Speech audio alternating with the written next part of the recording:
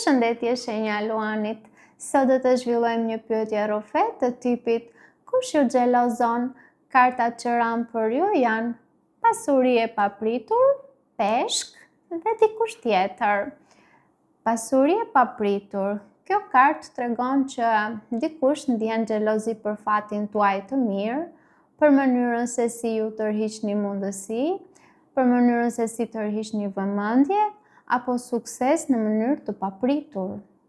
Ata ndoshta e perceptojnë jetën tuaj si të bekuar nga Zoti, sikur jeni të privilegjuar, qoftë në financa, në lidhje dashurie, apo në shanse jetësore.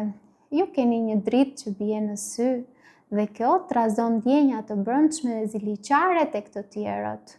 Karta peshqit përfaqëson rrjedhën e bollëkut, reputacionin dhe ndonjëherë mirëqenien materiale ose emocionale. Dikush që e ka vënë re pjekurin tuaj, mënyrën se si ecni me vetbesim, le të themi se është ndikuar emocionalisht nga kjo pamje. Mund të jetë dikush që ju sheh si shumë të mirë për të qenë të vërtetë. Karta dikush tjetër nënkupton se xhelozia nuk vjen nga një person që ju e prisni.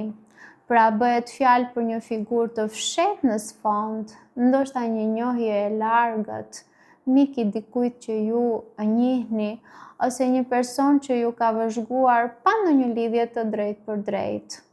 Ky individ është në heshtje, duke ju krahasuar me veten dhe përjeton ndjenja inferioriteti kur ju sheh në dritë.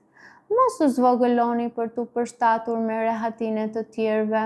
Drita juaj i bezdis ata që nuk e kanë ndezur ende të tyren, por ju nuk keni ardhur në këtë botë për të kërkuar leje, po për të lënë gjurmë. Paqim!